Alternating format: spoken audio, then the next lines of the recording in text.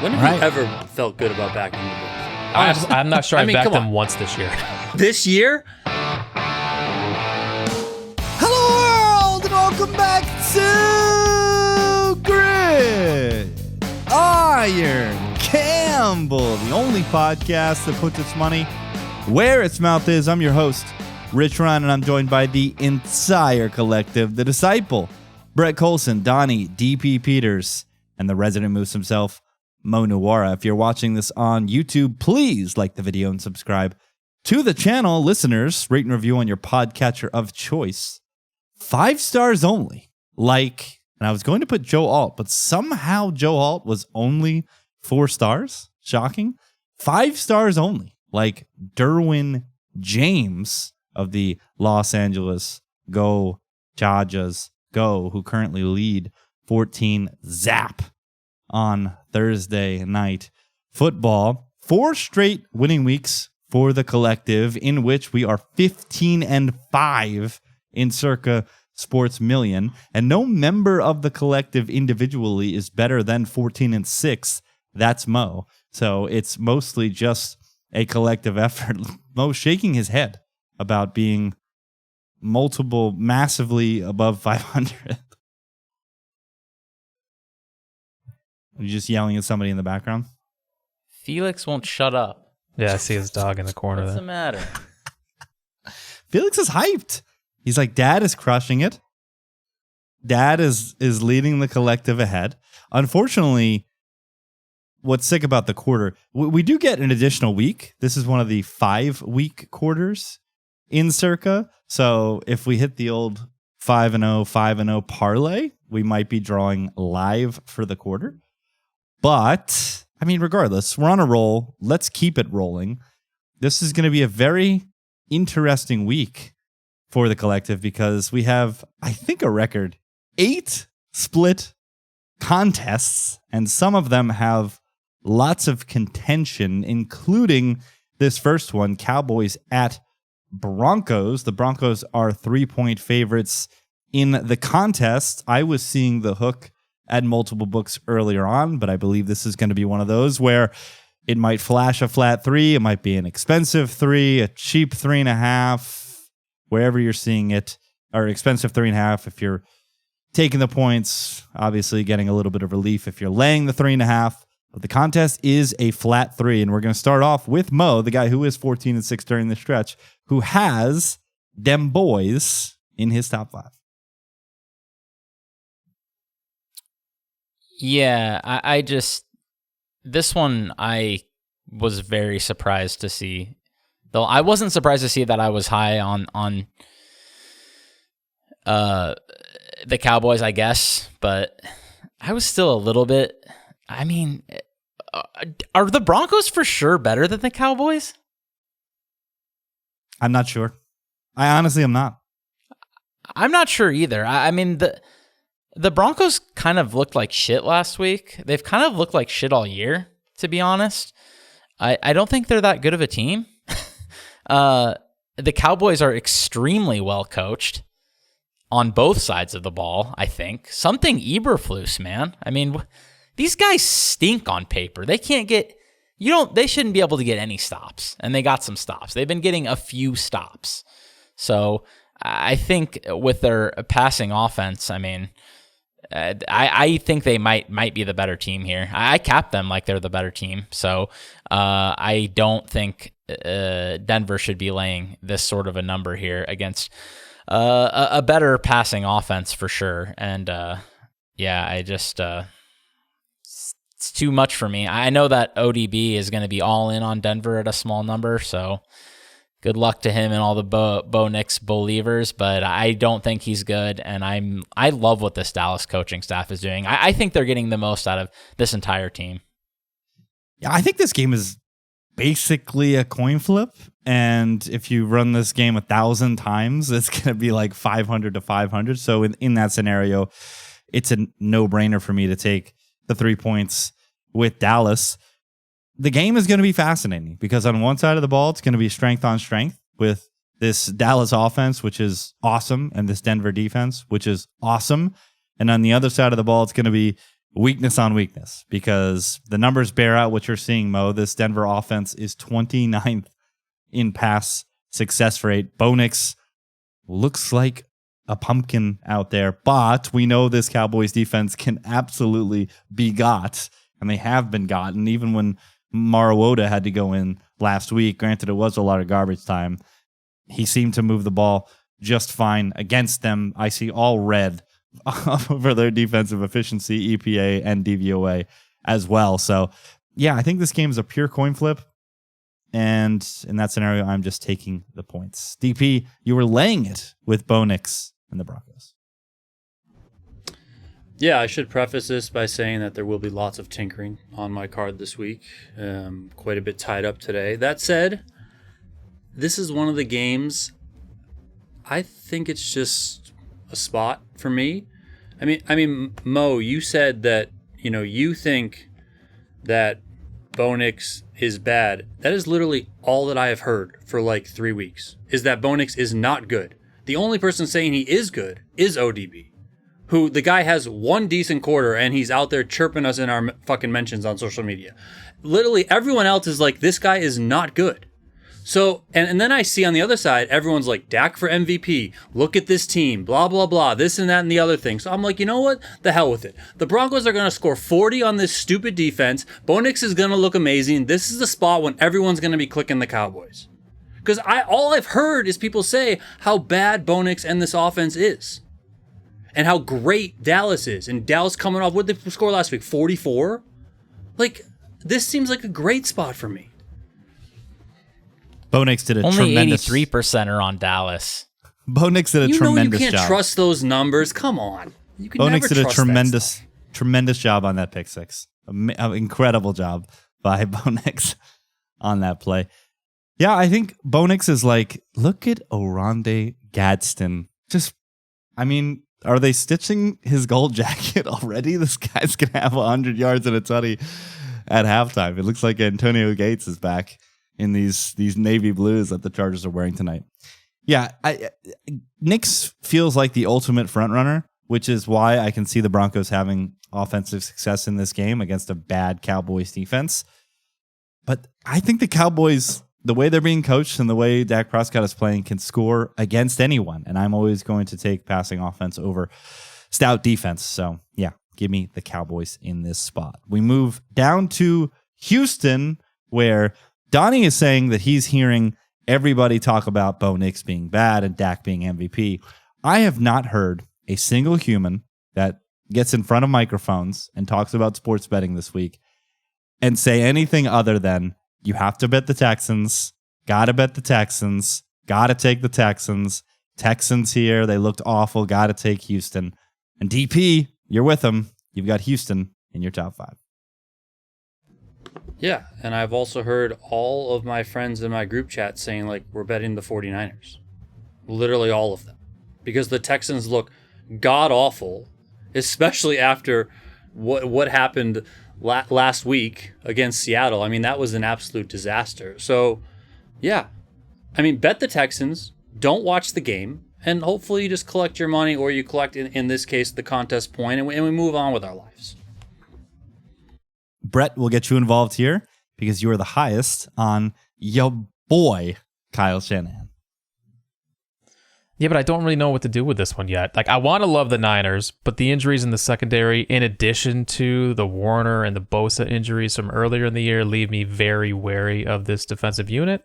I do have the Niners rated higher, however, so that's why I did click them. I think they're right outside my top 5. Like, the Texans, they're just a disaster, man. It all starts with the coaching, too. Look at what we saw on Monday night.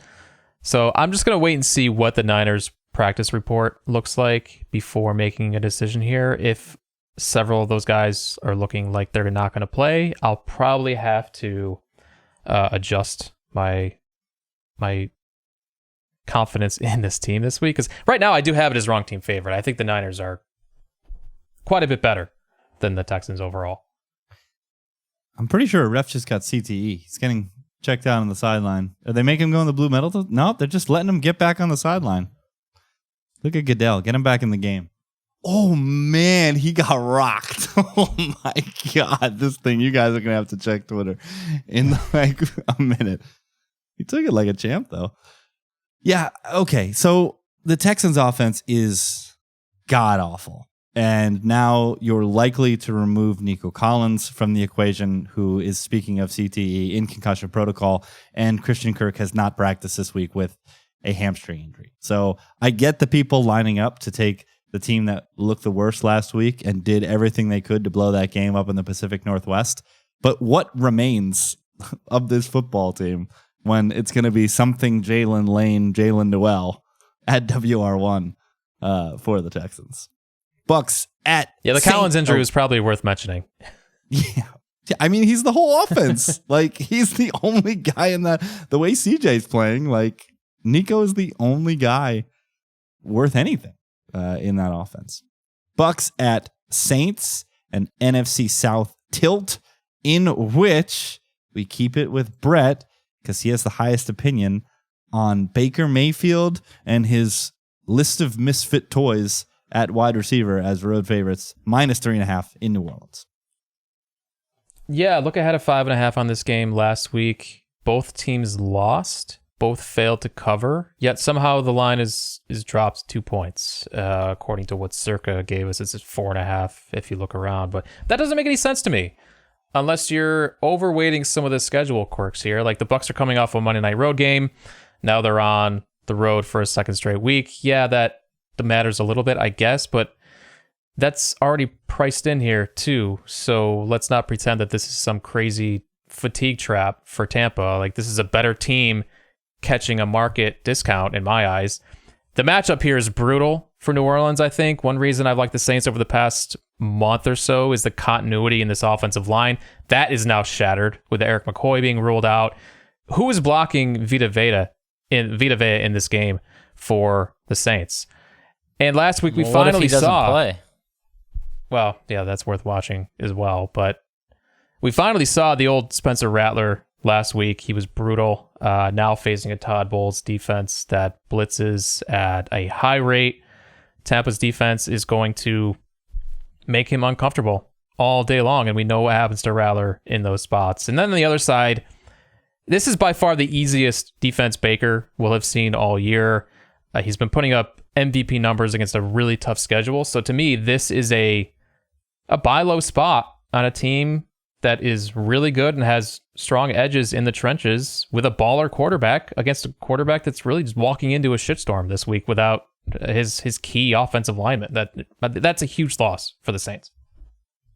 To put some numbers to what you're saying, the Bucs have had the third toughest schedule so far per DVOA, and on that blitz number, the Bucs blitz at the fourth highest rate in football, which is Todd Bowles AF. I'm the lowest. I'm the highest on the Saints, but I have them extremely low, and I just can't get over the fact that the Bucs had 3.8 yards per play on Monday night, and this just might be who they are without any receiver with a semblance of a pulse running routes for Tampa Bay. Baker Mayfield can only do so much in this offense. And I know Egbuka did play on Monday night.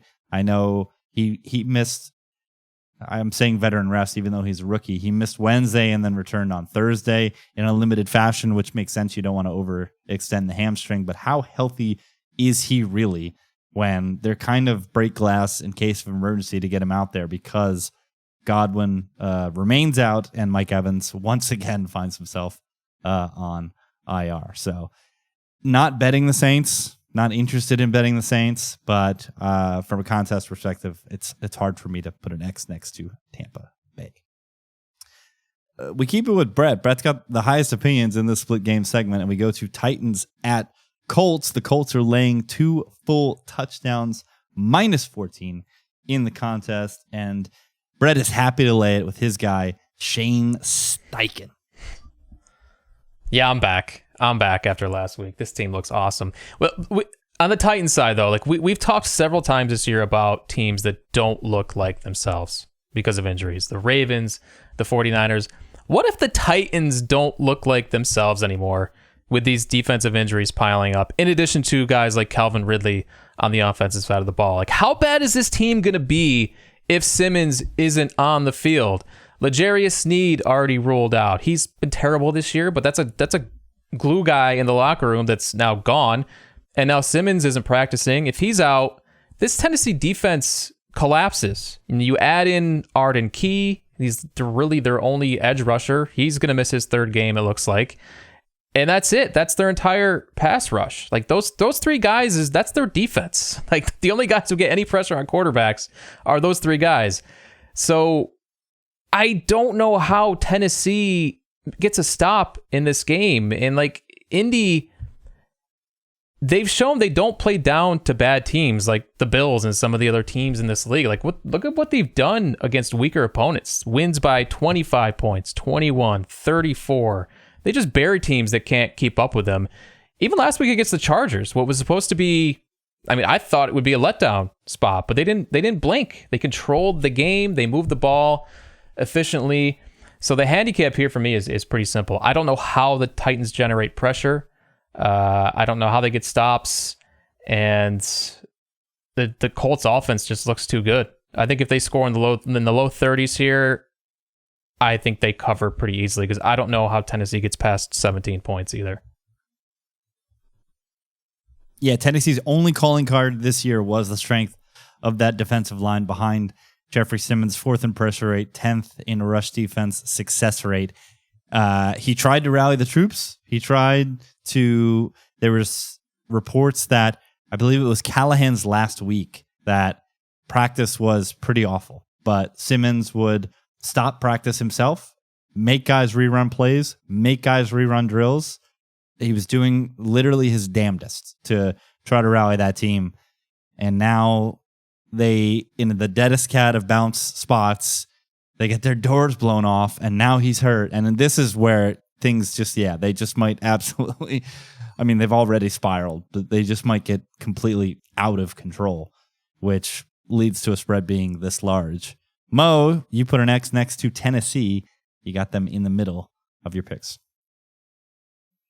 Yeah, pretty close to this line, but just the spot, honestly, more than anything. I know it's a division game, obviously, so those tend to be a little more locked in general, but when you're a double-digit favorite and the opponent is Tennessee, which is the worst team in the NFL by quite a bit, and then you have multiple playoff caliber opponents coming up and coming off a huge win, I could just see them being a little bit sleepy here and just winning this game by 10 or whatever. I actually thought the Titans looked a little more alive for parts of the game last week.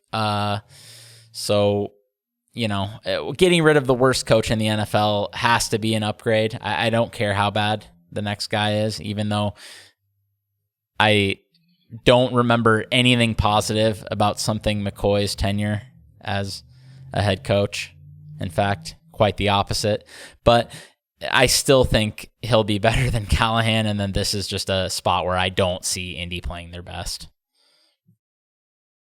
Might be something Brosmer time.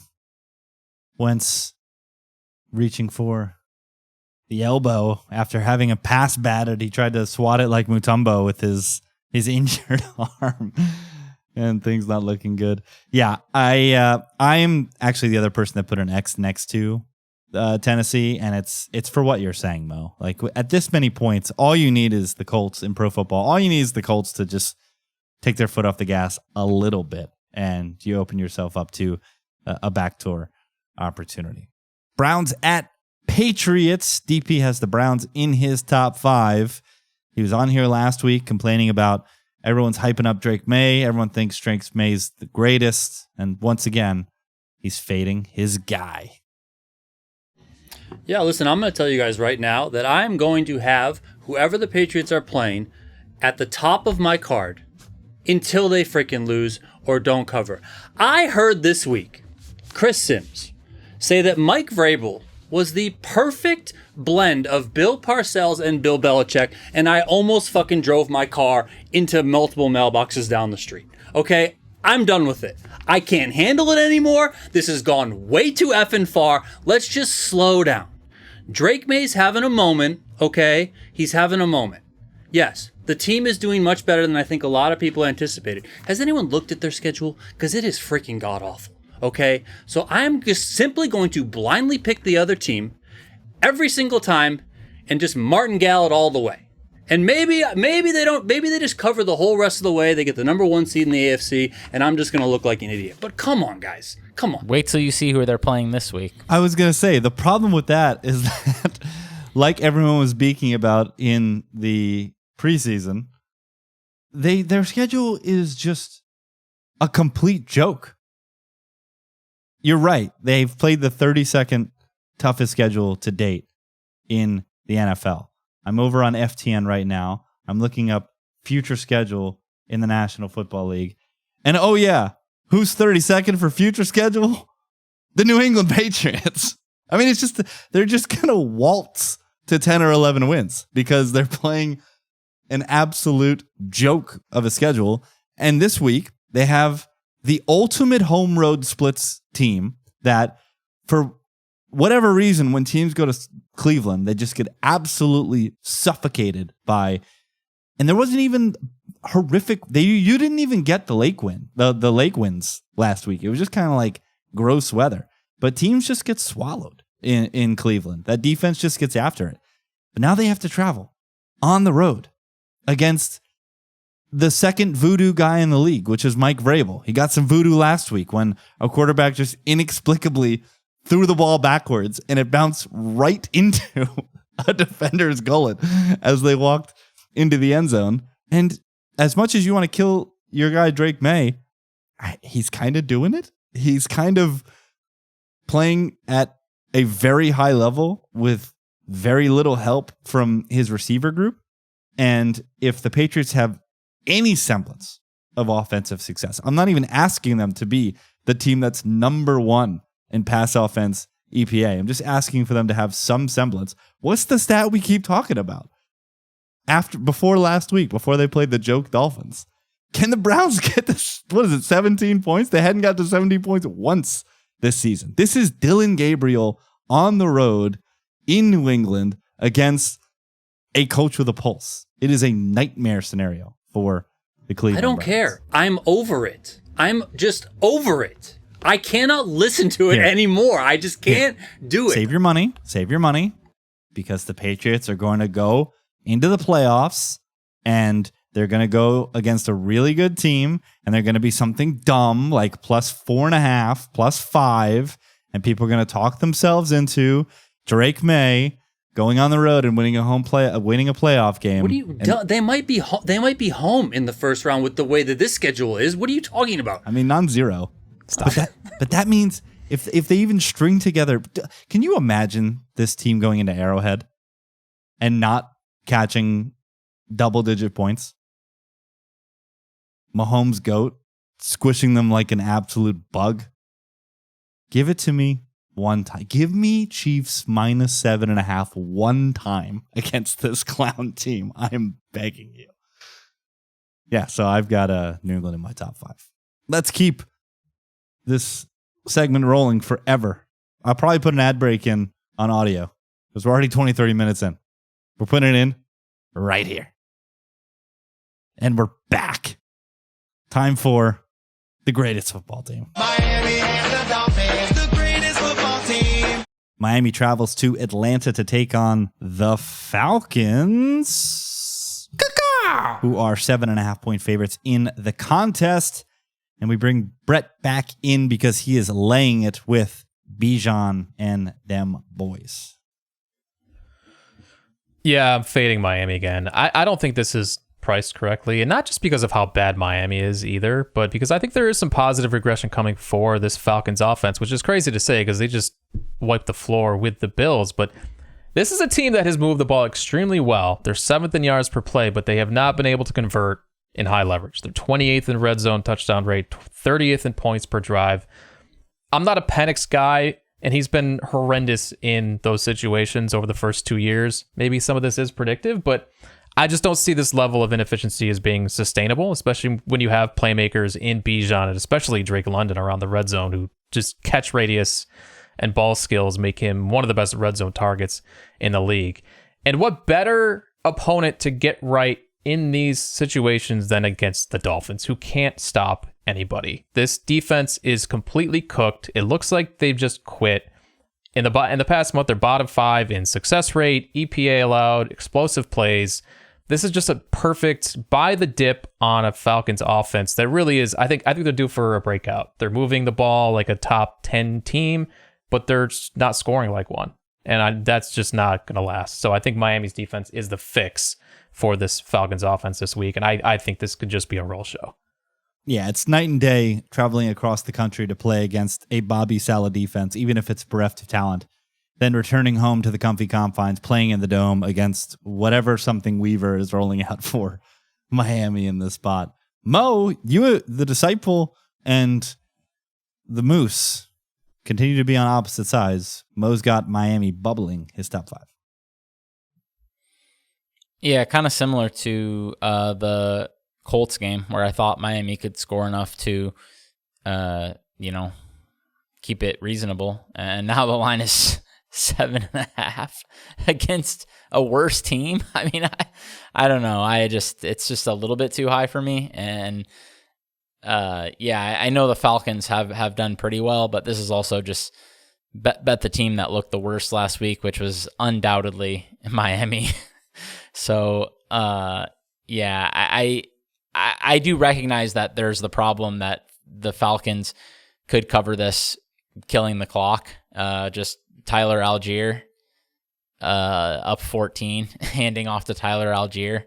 He might just be getting 8 yards per carry. But if the Dolphins are in this, then their offense could do it, I think, against a Falcons defense that has been better than I expected for sure. But this Dolphins team can still throw the ball. I mean, they were in a horrific situation last week in bad weather on the road against a great defense, maybe a great defense, at least a very good defense. And now they're facing a worse defense in a dome. So I think they can get back to scoring some points here. Let's go to the city of brotherly love, where I'm doing this on the fly. I didn't load this to my mixer. I have it pulled up. I don't know if this is going to work. Let's see. YouTube is asking me to answer a questionnaire. I don't want to answer your questionnaire. Is this working? No, not working. All right. The Eagles are 7.5-point favorites against the New York Football Giants. And speaking of martingaling, Donnie is not getting off the Philly hype train. Did we get a point last week? We did get 1 point. So then I'm not going to get off. I'm not going to get off. What? Come on. The Eagles have circled this game for what? A week and a half, 2 weeks, 2.5 weeks now? After they lost that stupid game on Thursday night to this team? Come on. Let's go. This will be coming up. I also think that... Go ahead. No, go ahead. Go ahead. I was just going to say this will also be coming up in the Survivor segment, because I'm hearing a lot of bear cases about the Eagles this week. I'm seeing projected 5% ownership in Circa Survivor. I get it with the Colts minus 14, probably one of the last spots to take them, but triple circled after getting embarrassed in primetime a couple weeks ago. Yeah, I definitely am interested in Philly here. Mo, you are very low, but you're higher than Brett on the Giants, so you have to defend them. Yeah, I thought this one was pretty fair. It's just really hard to... I mean, remember, if you guys remember, I think I did say, I thought 7.5, when I saw Philly minus 7.5, I thought that they were at home in that other game. So then when I realized they were not at home, I immediately bet the Giants. So now I'm like, okay, this is what the line should be. They're at home and they're minus 7.5. So I just think it's right. But I mean, I definitely recognize that this could be a spot where Philly comes to play big time after they got embarrassed before. At the same time, the Giants are playing relatively solid football, and I can't get too crazy about Philly here when the Giants are just doing basically what they need to do every week to make these games competitive. And, I still just question this Eagles offense. I still watch them every week and just wonder why they don't know that AJ Brown and Devontae Smith are on the team, and I don't know if AJ Brown is going to be on the team this week. There's a lot of injuries on both teams in this game that are to quite important players. So I don't know how you can be very confident in this game unless you're pretty sure about some of these players. I mean, Brian Burns. This is just, a starting cornerback. I think Paulson Adebo maybe was out. Or hadn't practiced. I mean, there's just important players on both sides that I just think it's hard to get a good read on this one. Adebo, Holland, but I hate the way this Philly offense is being coordinated. So there's that. If there's ever a week, though, I mean, we said this on Thursday night, but again, short week, first time OC on a short week. This is a more regular cadence, a home game. If there's ever a week for this Philly run game to get anything going, it's against the team that's 32nd in rush defense EPA, 31st against rush defense DVOA, and could be without Brian Burns helping things up front. And then if you just look at Jackson Dart, like if you make Jackson Dart play quarterback, this guy is 28th in completion percentage over expected. Play shell, maintain your rush lanes, don't over pursue and let him scramble, and make him sit back there and play quarterback. Look at the guys he's throwing to. I just can't imagine a world where Vic Fangio, who got his shit pushed in a couple weeks ago by Jackson Dart, isn't taking like every moment of every day this week to make a perfect plan for the Eagles to come out and kick the crap out of the Giants this week. So I'm spoiling Survivor, but that's my stump for Philadelphia. Last split contest, Bills at Panthers. The Bills make me wanna. Mo is laying the 7 with Buffalo down in the Queen City. Yeah, I'm not impressed with the Bills at all this year, to be honest. I don't think they've played very well. But that being said, this is a nice spot for them. You got a Panthers team, that the market is starting to believe in a little bit here. Rightfully so, I think, in a way. Like, they're playing relatively solid football. I don't think they're playing great, but I think they're getting something close to the most out of their talent. This is an awful roster, so the fact that they're getting what they are, I think, is pretty impressive. But now they're facing a big boy football team that's going to come in, punch them in the mouth, run the ball against a defense that was historically awful against the run last year. I just think this is just going to be Bills off a bye. It's just they should. The Panthers, I liked them kind of last week, but dude, that was a hideous game. The Jets lost that game. I don't even know if the Panthers won it. So now you have a real football team coming in with real Super Bowl aspirations that wants to get right. I think the Bills should be like 9-10 point favorites here. 7 seems way too low for me. I think the Bills are going to destroy the Panthers, but I get that, like, maybe just handing off to Rico Dowdle keeps them in the game because the Bills don't look like they're interested in getting stops this year. So, would that surprise me? No, but I do think the Bills are going to score a lot of points here. The problem with that is that when I was sitting in section 204 last week for that incredible Panthers-Jets experience, that the Panthers chose to cram 14 times with Chuba Hubbard instead of continuing to hand to Rico Dowdle. So this might just be a rule of... They're the same. Come on. Are we talking about Rico Dowdle as being that much better than Chuba Hubbard? Rico Dowdle's agent is awful. How could all he got is a backup, he's better than 4 Chiefs running backs and nobody wanted to give him a contract. This is a joke. Yeah. This agent stinks. Fire your agent. I know Chuba Hubbard isn't good at football. I know that. So if something Rico has a pulse, then he has to be better than Chuba Hubbard. Nobody's got a strong opinion on this side, so I'll bring in you, Brett, because you are the Buffalo native. Put a cap on this game and let's get out of the split games. Well, what's interesting here is that the Bills actually do have some reinforcements coming on the defensive side. Michael Hoyt and Larry Ogunjobi, both guys were suspended before the season. They are back this week off the bye. and will be getting meaningful snaps to plug that interior and try to stop a run game, which the Bills have not been able to do for years. Might see Maxwell Hairston. I actually haven't checked the latest on him. He's practicing, I think, but that's big if they can get another cornerback in. That said, I don't feel good about backing Buffalo as a big favorite when they have not been able to get stops and still don't have a reliable target in the passing game. It is definitely mattering now that Keon Coleman cannot separate and get open. This is a problem for Josh Allen. So, yeah, I can't back the Bills as a big favorite until I see some of these things cleaned up. When have you ever felt good about backing the Bills? I'm not sure I backed them once this year. This year? Hey, they're not covering. The existence of the podcast, okay? That's true. That's true. Keep filibustering. I want to pull up Brett's all-time. Remember that one time Buffalo was -5 against the Raiders? I think we all backed Buffalo then. They won by 40. Wasn't that like 2 years ago? All right, I'm pulling it up now. I think we at least got there once. I want to know what Rich's plan is for Indy if he doesn't use them in Survivor. I already did. Because they are way too good. Already used them. Already used them. That's why. I already used them, and I already used the Bengals. I think they're an auto play. Yeah, of course. Yeah. I mean, again, we're spoiling it, but because 30-40% of the contest has already used them, they're literally capped at like 30% ownership, right? Like that's with.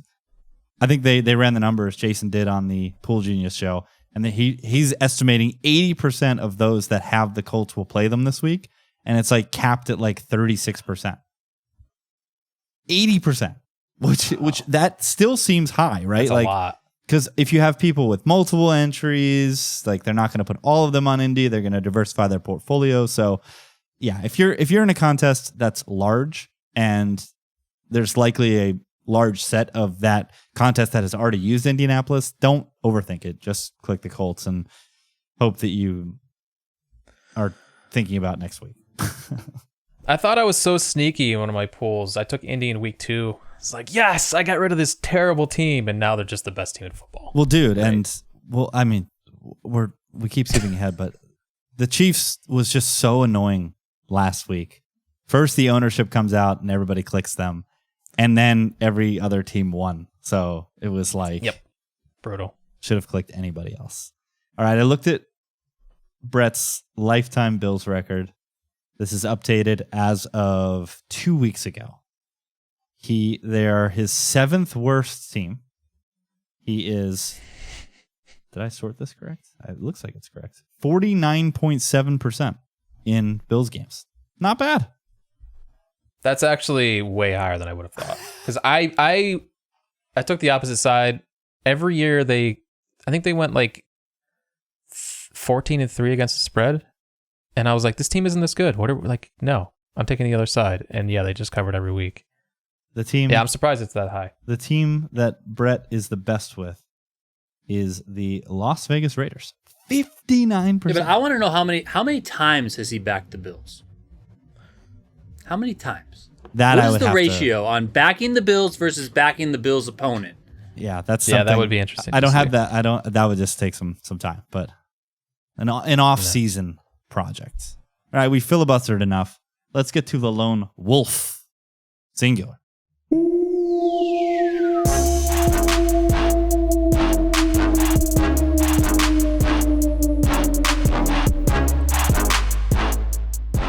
At 3-6, he's got the worst lone wolf record on the season, and he has the only lone wolf this week as he is laying the 6.5 with the Baltimore Ravens and the return of Lamar Jackson.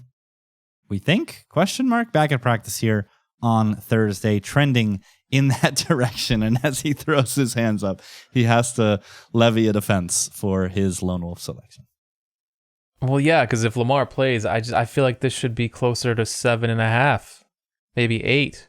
But even beyond the number, though, I just feel like this is a perfect buy low, sell high setup for these teams. Chicago is sitting on a very misleading 4-game win streak, and it's built on turnover luck, not good football. This is not a good football team.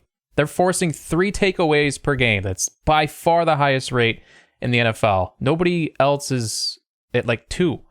So that's insane. and completely unsustainable, especially when you factor in that it's not driven by good defense. Like the Bears are dead last in yards per play allowed. They're 26th in points per game allowed. They won all these games despite a negative point differential and negative yards per play margin. Meanwhile, on the other side, Baltimore quietly the healthiest and most rested they've been since week 2. They only have one player that's listed as a DNP this week, and that's DeAndre Hopkins with an illness. Derrick Henry's legs should be fresh. Lamar's back, obviously. The offensive line is looking healthier. And I just see this turning into a game where the offense resets its rhythm and confidence at home. This looks like a season reset game for Baltimore. And that's exactly when Baltimore is at its best, when people start to doubt them, not paying attention to what's going on under the hood and in the locker room, but only focusing on the record, which is terrible. But this is the spot where they have to get, and we've said this for a couple weeks, I feel like, but they have to get it right now that Lamar is back under center. The problem is Baltimore likely has a bottom 5 defense in the league. And I'm not sure Roquan Smith returning matters because I'm not sure that guy is good at football anymore. Like, they're not good at anything on defense. 31st in pressure rate, 31st against the pass in EPA, 31st against the run. The only player on their defense who I look at and I'm like, that's a plus player is Kyle Hamilton. And other than that, I just see mismatches across the board with which I think Ben Johnson can just kind of cook here. And the Ravens offense is just going to be a massive question mark. We don't know what the health scenario is with Lamar Jackson. He's coming off of a hamstring injury. Running the ball is paramount for Lamar Jackson. So if he is just a pure pocket passer, that's just naturally going to take away some of his biggest impact plays, which is when he can tuck and run. So I have major questions about this Baltimore offense. And even if they come back and they start to click, 6.5 points is a large enough backdoor number where I think the Bears can take advantage of a bad Ravens defense and score coming from behind to cover a number. So, we don't know where this is going to land because we don't know what the market's reaction is going to be to the Friday news dump that Lamar Jackson is officially starting, or whenever it comes out that he's officially going to be the starter for this team. Is it going to get to 7? That would surprise me. I would assume that most people are operating under the guise that Lamar is the starting quarterback this week. So would a sudden rush of money come in to move this to a 7? I guess, maybe. But even if that's the case, then it might create a somewhat of a leverage spot where everyone sees a healthy Lamar, it's a full 7, and in the contest, it's only 6.5. So I am very interested in the Bears at this number. My experience is that, just from NBA, usually if a guy is most likely out, the number will get close to where it's going to end up, but it will still move when they're officially announced out, as long as it's like LeBron or something, and not like, so if a he's good announced, but not like super impactful player. If he's announced out, where does this go? Because then we're talking about it probably goes to picks. Bears might be favored. Yeah, that's massive. Yeah, I think there's a discussion to be had here. I'm assuming tomorrow we'll get some more concrete news. Although, again, if I'm Harbaugh, people are making fun of Aaron Glenn this week because Aaron Glenn won't announce who the quarterback is, and they're leaking out that they're splitting reps. Although it sounds like the Jets beat thinks that that's a lie and that Justin Fields is just saying that. And in fact, Tyrod is taking the majority of the snaps. Why wouldn't you play games, right? Why wouldn't you have some gamesmanship? Why would you just give the opponent all the information? We were talking about it in the Discord. Our guy, M. Steima, I'll say it correctly for our guy. As even at the high school level. He just knows how annoying it is when, even if it's only a 2% chance and it's unlikely, you have to prepare for it. And he said quality control is the person that would take on the shoulder, who would shoulder that responsibility of making sure that the game plan was correct for both quarterbacks. And it just adds more time to preparing, and it's just super annoying. So why wouldn't you just lie as much as you can and force the other team to prepare for something that might not actually be coming? All right, singular lone wolf out of the way. Let's get to the Week 8 card. 10, 9, 8, 7, 6, 5, 4, 3, 2, 1, fire. Mo was 4-1 last week, so he will lead us off with the first consensus pick that will be on the card. Well, let me tell you, I flipped it at the last second over my other one, which I already know what the other one is because of spoilers that have occurred earlier in this podcast. But yeah, I've got, this one is a weird one because it moved so much, but I just don't understand why it would move as much as it did, and it's the commies. There's no way Jaden Daniels is worth 7 points. I mean, I've seen Marcus Mariota operate this offense well enough in his career there, which is not like the smallest sample in the world. Like, it's always small, obviously, because it's a backup quarterback, but like he's played, 4-ish games or something, right? At this point, maybe 5, a few last year, a few this year, and he hasn't embarrassed himself yet. I mean, last week he embarrassed himself for a play, but that was, horrific. But it's not like he's just out there doing that every week like Carson Wentz and Tua and these guys who are just bombing their teams out of games.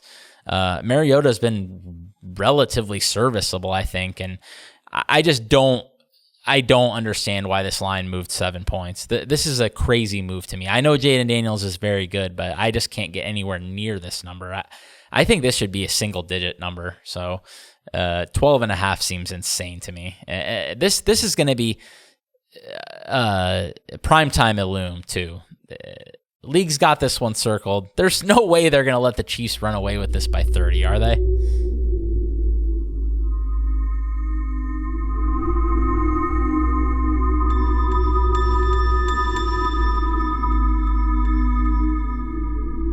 I don't understand this move whatsoever, especially because the look-ahead line had to have taken into account that Jaden Daniels was playing through an injury. Like, was the 5.5? If the market is available and people can place real money wagers on this, it has to include the fact that Jaden Daniels is not playing at full 100%. So if you're telling me, but it is an extra week though too. I mean, I don't know. Maybe they were baking in that he would be more healthy than he was last week. But even still, it can't be 100%, right? It has to be some ding. There has to be some reduction of performance projected for Jaden Daniels. I mean, he's playing pro football. He's going out. They're just assuming he's going to survive multiple car crashes and look better the following week. And then it moves 7 points. It's absolutely outrageous. And this is a Kansas City team who everybody is coming around and realizing is the best team in football. Duh, guys. Hello, welcome to pro football. And they just trounced a team that they absolutely despise to the core, who they were so disrespectful that they started kneeling with 3 minutes remaining in the game and punted the ball. And now they've got a cross-conference opponent in who they don't really care about playing. They just want to get the dub.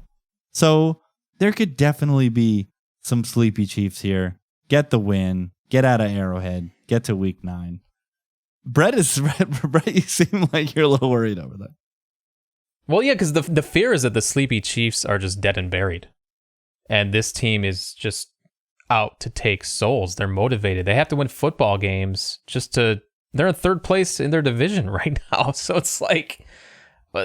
I don't know, man. This is not the same Chiefs teams that we've seen over the past few years. They're just as good, but they have to play at 100% because they have no choice but to win these games. I don't know, man. This team is just rolling bad teams, and I'm not sure the Commanders with Mariota is even an average football team at this point. Well, I'll tell you what. Yeah, that's fair, and it's a bad quarterback in Arrowhead at night, so it's going to be loud. But I still just see this look-ahead line that had to mean something. It had to mean something, and there's no way a 7-point move, you can't justify it. I just don't see how you could. I mean, and then you look at the Chiefs last week, fade the team that looked the best. I mean, you can't play a football game any better than the Chiefs did last week, pretty much. I mean, they basically were pitching a no-hitter, and then they just stopped playing. That's how. But we knew that. That's how bad the Raiders were. I said that going into that game. This is a disgusting Raiders team that is putting disgusting football on tape, and it's not the type of bad team with a puncher's chance to keep things. Washington can still score 20 points. Like, if they score 20 points, it's going to be pretty hard for the Chiefs to cover. It's definitely not impossible, but it's going to be hard. Also, looking at the injury reports, the first of which came out today because this is the Monday Night Football game. We get a full participation from Scary Terry. We get a full participation from Deebo Samuel. So if Cliff can just scheme it up, get enough points, get us to 14, 20 points, get the cover in the back. I think we're probably going to need 20. Yeah. They might just be back. Is Matt Clark going to start giving them their roses? He's been hating for so long. If they just keep beating teams by 30. He's the only one who's not. Everyone's just unanimous. This is the best team now, which I said it probably was before the season. So I feel vindicated there after that looked really dumb for a few weeks. But yeah, this offense is cooking again. So it's really tough to say anything bad about the Chiefs right now. They look tremendous. All right, I'm up next. I was 3-2 last week. I had 3 games basically tied for first, and I moved one up to the highest because that's what we got to do.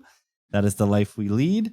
And I clicked the Chicago Bears plus 6.5. I have them tied with the Washington Commanders, and I also have them tied with another consensus pick that did not make the card, which we can briefly discuss here if you guys want.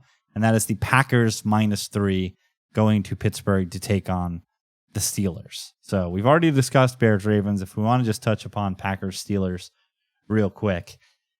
The Steelers,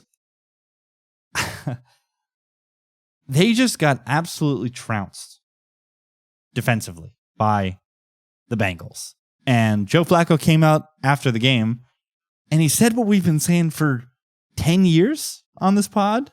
And what Belichick was doing for many years before that, he said, we know the Steelers are going to come out into their base defense. I just need a little bit of time, and I just need to get the ball to T. Higgins and Jamar Chase. You think that LaFleur doesn't know this? That LaFleur knows that they're going to come out in base, knows what the Steelers want to do defensively, and isn't going to put together a game plan with an offense that already is phenomenal and is going to have tons of success against a Steelers team that continues to only get 25% pressure rate. If the Steelers can't generate pressure, it's impossible for them to sit in their stupid little zones and beat these teams. Okay? So they've played the 4th easiest schedule to date, 28th in DVOA. Now they're playing a great offense with a great play caller and weapons across the board. So I think the Packers are going to go in and absolutely paste the Steelers defense, and it's going to be up to Aaron Rodgers to keep pace against Micah Parsons, who I guess read a bunch of clippings last week, read about the Cowboys perhaps winning that trade, and went out and got 3 sacks. So I love Green Bay in this spot, and I guess maybe this impassioned speech is making me want to rearrange some things and put them to the top because of all the ambiguity that is in that Bears game. So I'm audible on the fly. Alert, alert, alert. We're going Green Bay. Tani, you're laughing. Love it.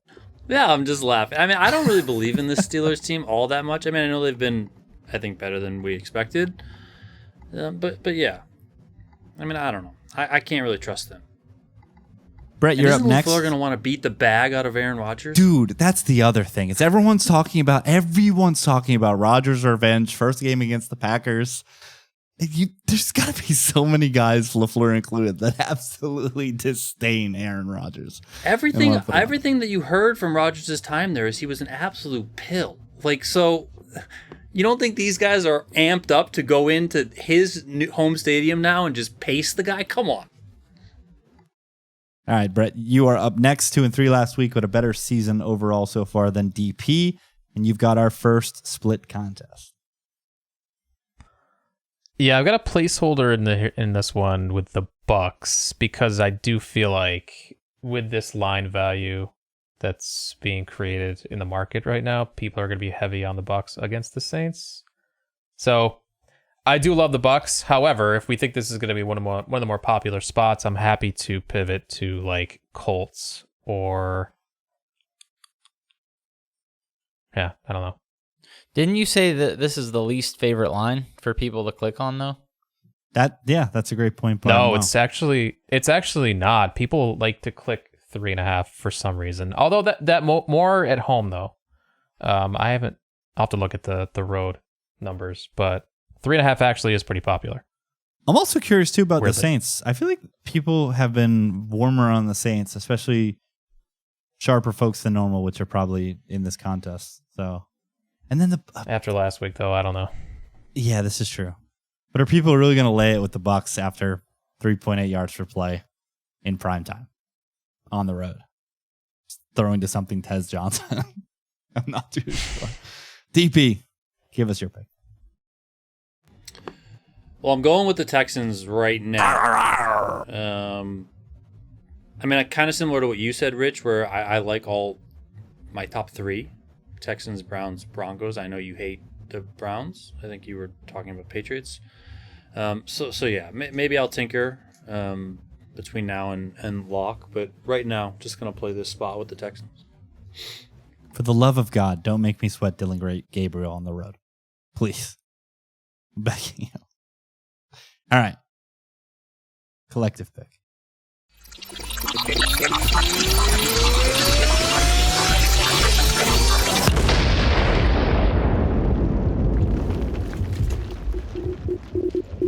The collective chooses.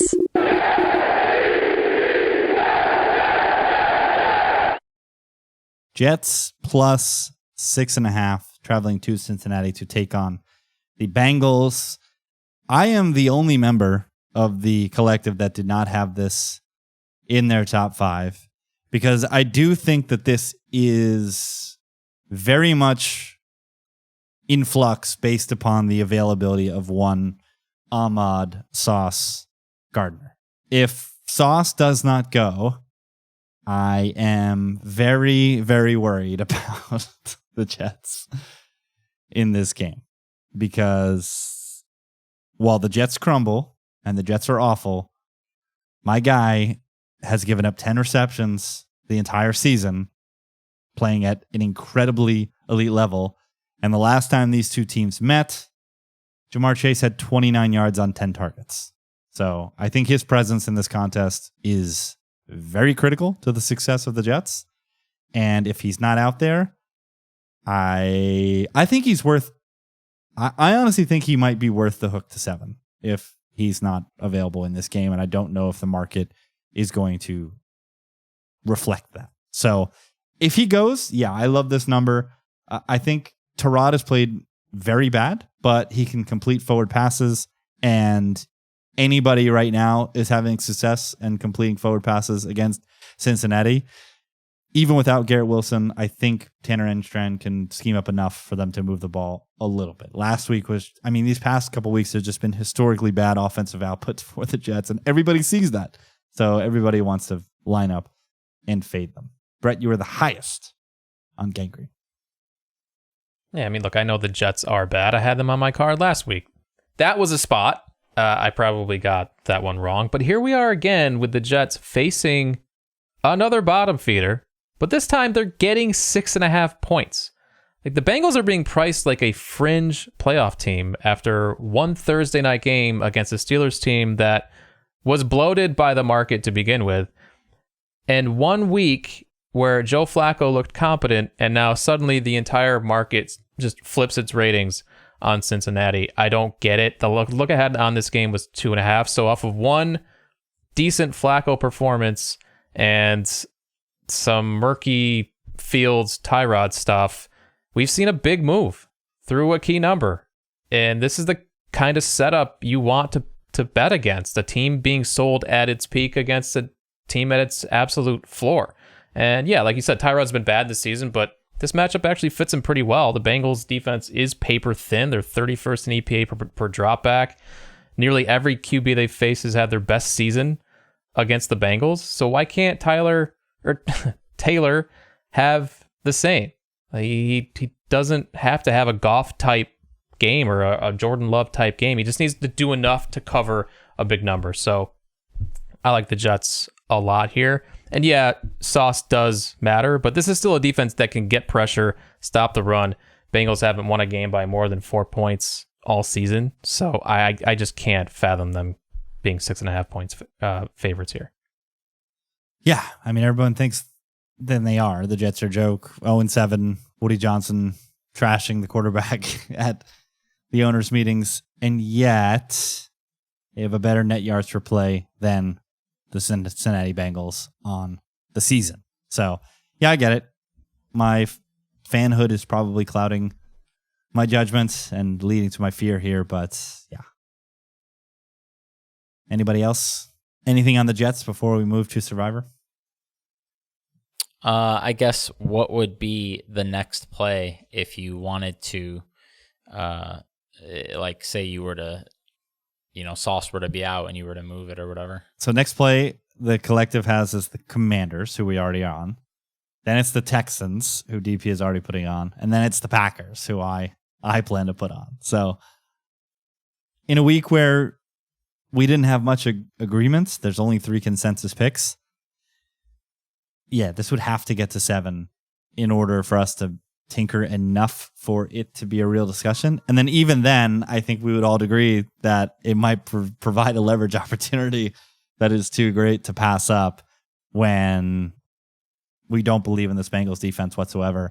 And all the Jets have to do is put together somewhat of a competent offensive effort in order to have any chance to cover in this game. So This Flacco thing. Remember last year when Flacco was a 7.5 point favorite against the Giants and the Colts got smoked by Drew Lock? This has similar vibes for me. I think the Jets might just get their first win of the season here. wow. And I was thinking about putting this at the top of my card, so I'm very happy that we are all in agreement with this one.